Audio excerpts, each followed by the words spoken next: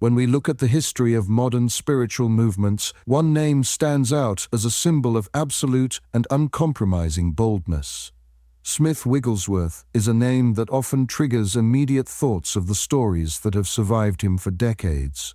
Most people think of the extreme prayers and the confrontational personality and the accounts of healing that seem to push the boundaries of conventional belief. He is often portrayed as a man of iron and a spiritual giant who lived on a different plane than the rest of us. But if we only look at the legend, we miss the most important part of the story. Legends are meant to be admired, but lives are meant to be understood. What actually made Smith Wigglesworth so spiritually powerful? Was it a random gift or a personality trait? Or was it something far more intentional? We often focus on the outward results, but today we want to look at the inner architecture of the man. We want to peel back the layers of the legend to find the plumber from Bradford who struggled and learned and eventually mastered his own mind and spirit. If you have ever wondered what it takes to build a faith that does not waver when things get difficult, I want to invite you to do something simple. Just take a second and comment below. Faith requires action. It is a small way to join the conversation as we uncover the discipline behind the power. To understand the depth of Wigglesworth, you have to understand the era and the environment he lived in. Late 19th century England was a world of rigid social structures and industrial grit. This was not a world of soft spirituality or abstract philosophy. It was a world of coal and steam and hard physical labor. Wigglesworth fit right into this landscape. He was a man of the working class and a plumber by trade. He was not highly educated in the formal sense, and in fact he was largely illiterate until his wife Polly taught him how to read using the Bible as his only textbook. This is the first layer of the man that we must reconcile with his later power. He was fundamentally ordinary. He was a man who knew the value of a hard day of work and the frustration of a broken pipe. He did not come from a lineage of preachers or a background of privilege. His beginning was humble and his tools were literal. The legend of Wigglesworth usually begins with his intensity. He was known for being blunt and sometimes even aggressive in his approach to prayer and ministry. He did not have the polished manners of the cathedral clergy, and he certainly did not seek their approval. He spoke with a thick Yorkshire accent and a directness that could be jarring to those who preferred a more refined version of religion. People saw the boldness, but they did not always see the cost of that boldness. They did not see the hours of quiet preparation or the years of obscurity that preceded his public ministry. There is a common misconception that spiritual power is like a lightning bolt that hits a person at random. But for Wigglesworth, power was a slow and steady build. It was a reservoir created by years of consistent choices made when no one was watching. When we look at his public life, we see a man who seemed to have no doubt, but behind the scenes he was a man who had to constantly manage his own humanity. He was known to have a quick and fiery temper in his younger years, which was a trait that he had to intentionally bring under the discipline of his faith. He was not born with a serene or holy disposition. He had to fight for his peace every single day. This makes his story far more relatable for the modern seeker.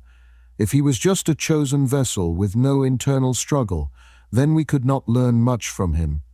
But because he was a man who had to overcome his own nature, his life becomes a roadmap for anyone looking to grow. The question is not why he was so special, but rather what did he do with his ordinary life that allowed something extraordinary to happen. The tension between the legend and the man is where the real lessons are found. We tend to celebrate the moments of victory while ignoring the long nights of persistence. Wigglesworth was a man who understood that his public authority was a direct result of his private consecration. He lived with a level of intentionality that is rare in any age. He did not believe in a casual relationship with the divine. To him, faith was a matter of life and death, and he treated it with the gravity it deserved. He was a man who had decided that if the scriptures were true, then they were worth everything he had. This singular focus is what began to separate him from the religious crowd of his day. He was not looking for a hobby or a social club. He was looking for a reality that could transform the world. As we look deeper into his habits and his mindset, we start to see that his power was not a mystery at all. It was the result of a man who had successfully aligned his will with his beliefs. He was a man who had stopped negotiating with his fears and started living from his convictions. This alignment did not happen overnight. It was forged in the small town of Bradford through thousands of hours of prayer and through the patient teaching of his wife and through the trials of everyday life. The legend of Smith Wigglesworth is impressive, but the man himself is instructive. He shows us that spiritual depth is not a gift for the elite, but a possibility for the plumber and the laborer and the ordinary person who is willing to pay the price of consistency. The most striking thing about the daily life of Wigglesworth was his absolute refusal to be casual about the state of his spirit. He viewed his inner life with the same precision and technical focus that a plumber views a complex piping system. If there was a leak in his character, it had to be fixed immediately, and if there was a blockage in his connection to the divine, it had to be cleared at any cost. He did not believe in coincidence or luck when it came to his spiritual authority. He believed in structure, and he believed in the cumulative power of small habits. His prayer life was famous not necessarily for its length in a single sitting, but for its incredible frequency. He reportedly never prayed for more than 20 minutes at a time, but he also never went more than 20 minutes without praying. He lived in a state of constant and rhythmic communication that acted as a perpetual fuel for his boldness. This constant awareness prevented the spiritual dry spells that many people face in their daily walk. He did not have to spend an hour trying to get back into a spiritual mindset because he never allowed himself to leave it. This rhythmic prayer life created a mental focus that was incredibly sharp and consistent. He was not a man who drifted through his day waiting for things to happen to him.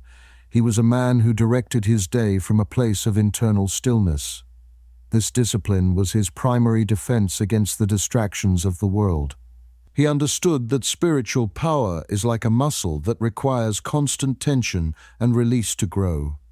By praying in short and frequent bursts, he kept his spirit in a state of high alert and readiness. One of his most legendary and strict habits was his total immersion in the scriptures. He famously refused to read anything else besides the Bible. He did not read newspapers or secular books or magazines or even the religious works of other men. While this might seem extreme or even narrow-minded to a modern audience for Wigglesworth, it was a matter of protecting the atmosphere of his mind. He believed that the images and stories and reports we consume shape our capacity for faith and our perception of reality. If he filled his mind with the bad news of the world or the opinions of men, he felt it would inevitably dilute the purity of the word. He wanted his subconscious to be so saturated with the biblical narrative that his first reaction to any crisis was a promise from God rather than a symptom of fear. This mental boundary extended far beyond his reading habits and into his social interactions. He was known to abruptly leave a room if the conversation turned to gossip or doubt or even light-hearted negativity. He understood a truth that modern psychology is only now beginning to highlight, which is that our environments and our associations deeply impact our mental health and our baseline beliefs. Wigglesworth was not being rude for the sake of being rude. He was being protective of his focus.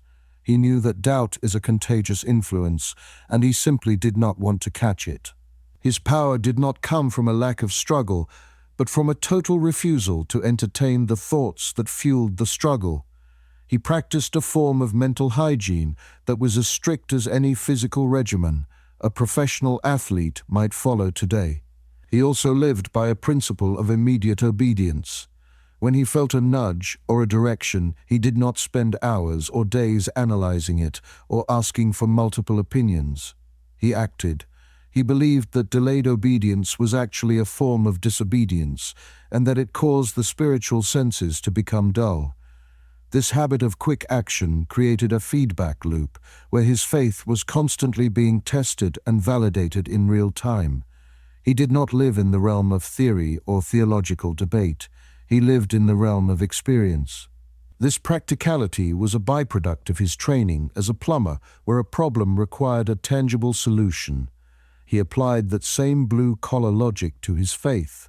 If a promise was in the book, then it was meant to be used, and if a command was given, it was meant to be followed. The discipline of Wigglesworth was not about earning the favor of God, but about creating a vessel that could handle the weight of spiritual power. He often spoke about the need for a person to be ready at all times. He did not want to be caught off guard by a crisis or a need.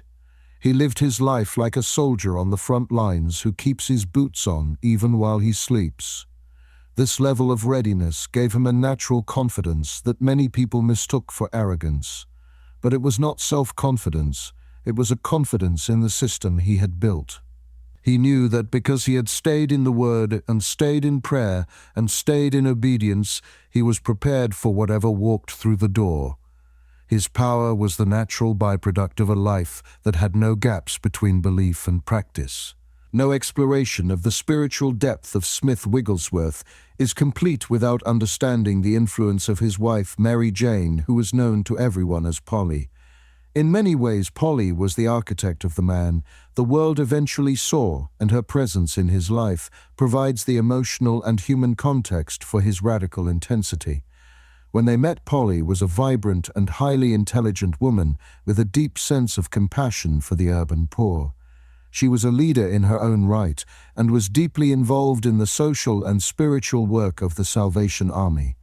Unlike Smith, she was educated and articulate, and she possessed a natural gift for public speaking. It was Polly who taught Smith how to read and write, and it was Polly who served as his primary theological guide during the early years of their marriage. Polly did not just teach him the mechanics of literacy, she modeled a balance of fierce faith and genuine compassion that softened the rough edges of his personality. She was his greatest critic and his most loyal supporter. There is a story from the early years of their life together when Smith was beginning to experience a deeper spiritual walk, but he had become somewhat legalistic and difficult to live with. Polly did not cater to his ego or his newfound religious intensity. She challenged him to live out the love he preached within the four walls of their home. This domestic accountability was crucial for his growth. It ensured that his spiritual life was grounded in the reality of human relationships, rather than just in mystical experiences. She forced him to reconcile his public boldness with his private character. The profound influence of Polly took on a different dimension through the lens of suffering and loss. In 1913, Polly passed away suddenly, which was the greatest crisis of Wigglesworth's life. For a man who had built his reputation on the absolute belief in divine healing and the power of prayer, the loss of his partner was a staggering blow. Many people in that situation would have turned away in bitterness or collapsed under the weight of grief and disappointment. Wigglesworth did neither. Instead, he made a profound and difficult decision.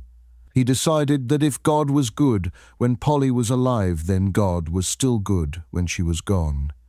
He refused to let his personal pain redefine his theological certainty. This loss did not weaken his faith. It seemed to consecrate it in a way that nothing else could have. It removed the last vestiges of self-reliance and earthly attachment from his heart. He began to live as a man who had already lost everything he held most dear, which made him virtually fearless in the face of any other challenge. He was no longer afraid of failure or criticism or even death, because he had already walked through the darkest valley of his life. His ministry after the death of Polly took on a new and heavy authority that many observers described as sorrowful yet always rejoicing. This is the part of the story that is often left out of the miracle-focused narratives, but it is the part that explains his staying power. His strength was not just about getting results, it was about staying the course when the results were painful. Polly had been the one who anchored him to the world, and her departure seemed to launch him fully into his mission. He began to travel the world with a sense of urgency and a singular focus that was almost haunting to those who saw him. He lived as a man with one foot in eternity, and this perspective came directly from the grief he had processed. He realized that the relationship he had with God was the only thing that could not be taken from him. This realization changed his preaching and his prayer life. He stopped trying to convince people of a theory and started inviting them into a reality that he had tested in the fire of his own broken heart. The role of Polly was not just to help him start his journey, but to provide the ultimate test that would define his finish. If you had asked Wigglesworth to define faith, he would not have talked to you about a feeling or a mystical atmosphere. To him, faith was a kinetic act and a legal decision made in the high court of the Spirit. He famously lived by a creed that stated he was not moved by what he felt or what he saw, but only by what he believed. This was a radical departure from the way most people approach their spiritual lives. We tend to wait for a feeling of peace or a surge of confidence before we take a risk, but Wigglesworth believed that the feeling was a secondary byproduct that usually arrived only after the action was taken. He saw the human emotions as the unreliable narrators of our existence, and he refused to let his nervous system dictate his spiritual direction. He viewed faith as a muscle that had to be exercised in the face of contrary evidence. When he encountered a situation that looked impossible, he did not ignore the facts, but he refused to let the facts have the final word. He believed that there was a higher reality found in the scriptures that superseded the physical circumstances of the moment. This mindset was not a form of denial, it was a form of displacement. He was constantly displacing the report of the world with the report of the Word. He treated the Bible like a book of legal titles and deeds. If a promise was written on the page, he believed it belonged to him as a matter of covenant law regardless of whether he felt spiritual enough to claim it. This moved the burden of faith off of his shoulders and onto the character of God. This practical approach to faith is what led to his often confrontational style of ministry. He was not trying to be rude or difficult when he pushed people to act. He was trying to provoke their will. He believed that a passive faith was no faith at all, and that the human will was the trigger for spiritual power. He often commanded people to do the very thing they thought they could not do, because he believed that the moment they made the decision to move, the power to move would be provided. He saw himself as a man who was simply holding God to his promises. This was not a gamble to him. It was a certainty based on years of testing these principles in the small details of his life as a plumber and a father. He also developed a specific mental discipline regarding the timing of faith. He believed in a now faith that operated in the present tense. He did not spend much time reminiscing about the great things God did in the past, nor did he put off his expectations to a distant and vague future. He lived in the immediate present. He believed that if God was the great I am, then his power was available at this very second. This created a sense of urgency and intensity in his presence that many people found overwhelming. He lived with a level of expectation that most people only reach in their most desperate moments. By making faith a daily and hourly decision, he removed the peaks and valleys from his spiritual walk and replaced them with a steady and immovable plateau of confidence. Wigglesworth believed that the greatest enemy to faith was not doubt but fear. He saw fear as a spiritual force that paralyzed the human will and cut off the flow of grace. To combat this, he was ruthless with his own internal dialogue. He would not allow a single word of fear or hesitation to cross his lips. He understood that our words have a way of framing our world, and he chose to frame his world with the language of victory, even when his physical senses were telling him a different story. He lived by the principle that you must speak the thing you want to see until you see the thing you have been speaking. This was not about positive thinking in a secular sense, but about a relentless alignment with the spiritual laws he had discovered in the scriptures. He was a man who had decided to be moved by only one thing, and that singular focus was the source of his legendary boldness.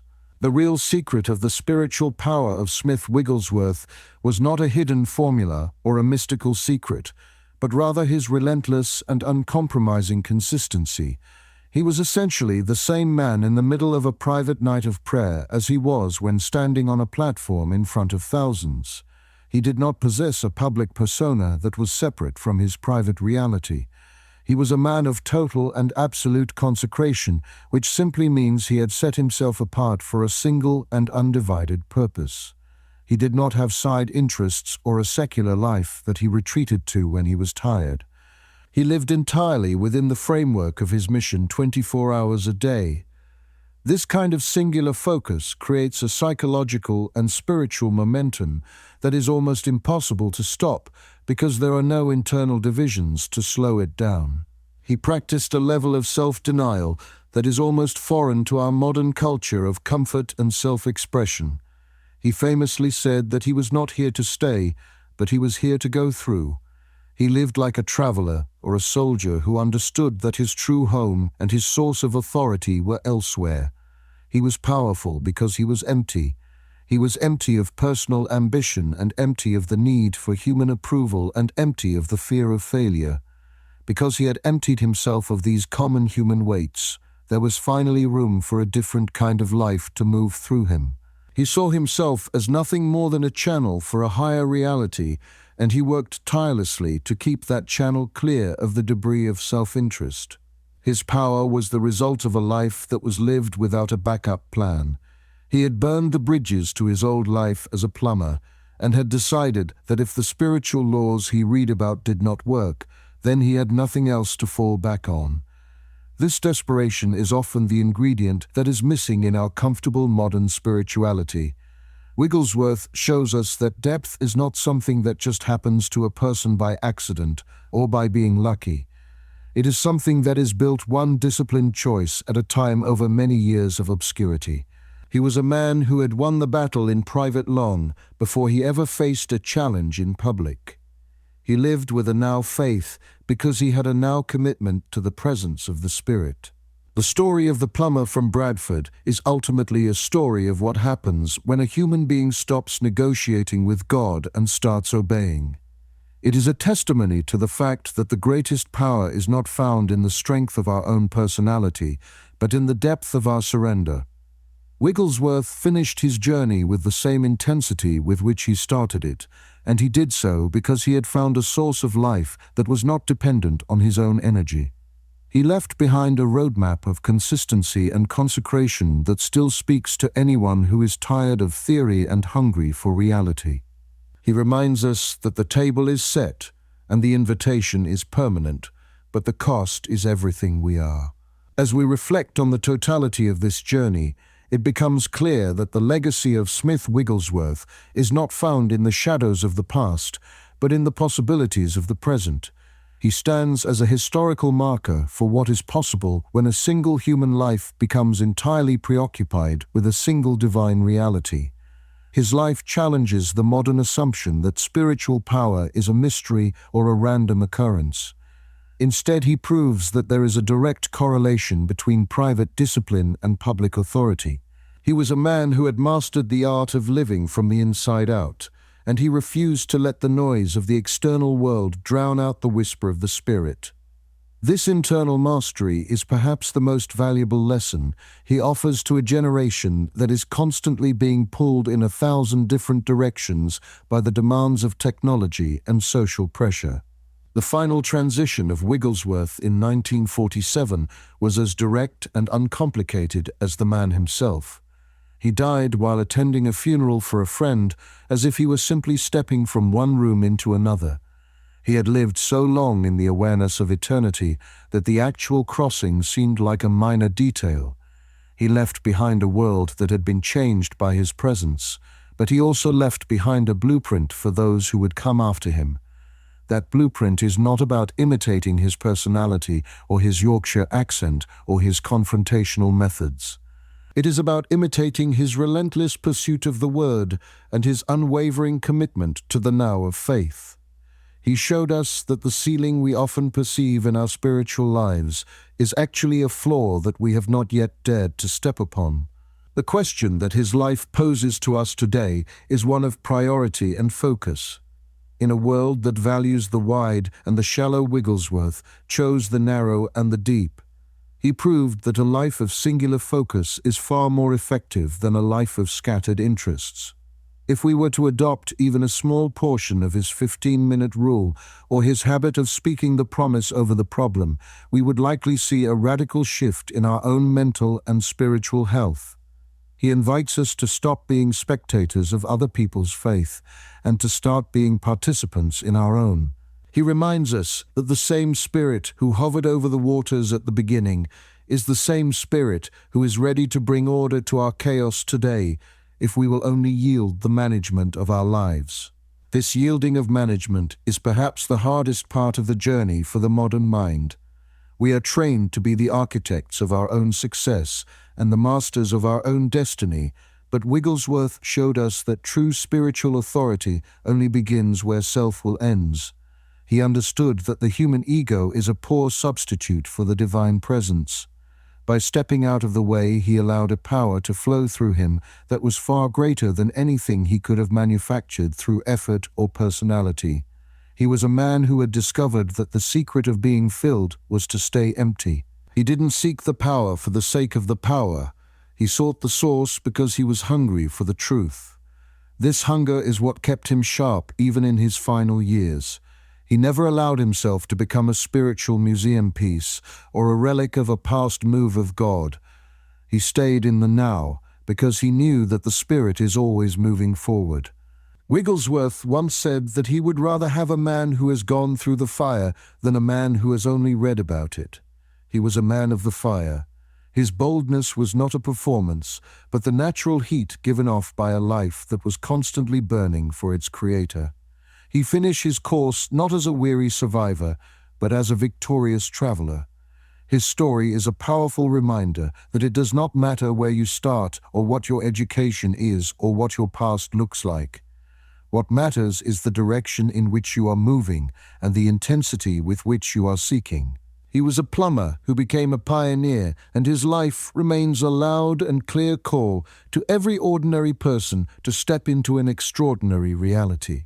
He proves that the radical life is not reserved for a few chosen elites, but is the birthright of anyone who is willing to take God at His word. He stripped away the religious complexity that often paralyzes us and replaced it with a blue-collar simplicity that works in the real world. He didn't need a cathedral or a stage to be effective. He only needed a person in need and a promise to believe. This practicality is his greatest gift to us. He took faith out of the realm of abstract theory and put it into the hands of the working man. He showed us that the same hands that fix a pipe can be the same hands that carry the power of the Spirit. It is a matter of consecration and a matter of focus. It is a matter of deciding that the Word of God is more real than the world we see around us. As we close this exploration, let the life of this simple man from Bradford be a source of encouragement and a catalyst for your own discipline. You don't need to be Smith Wigglesworth to have the power of the Spirit. You only need to be fully yourself and fully surrendered. The table is set, and the invitation remains open. The same source that fueled his life is available to fuel yours right now. It is time to stop waiting for a feeling and to start making a decision. It is time to act on what you believe and to see the world not as it is, but as it can be through the lens of a promise. Walk in that peace and walk in that power, knowing that the giver of the gift is always faithful to the one who is willing to trust. Your life is the only Bible some people will ever read, and the testimony of your character is the loudest sermon you will ever preach. Like the plumber from Bradford, you are called to be a witness of a higher reality in the midst of your daily routine. Do not be discouraged by the smallness of your beginnings or the weight of your struggles. Those are the very things that the Spirit uses to forge a vessel of honor. Stay in the rhythm of prayer and stay in the saturation of the Word. Let your faith be a decision that you make every hour, and let your boldness be the natural result of your hidden life. The fire is available to anyone who is willing to be the wood.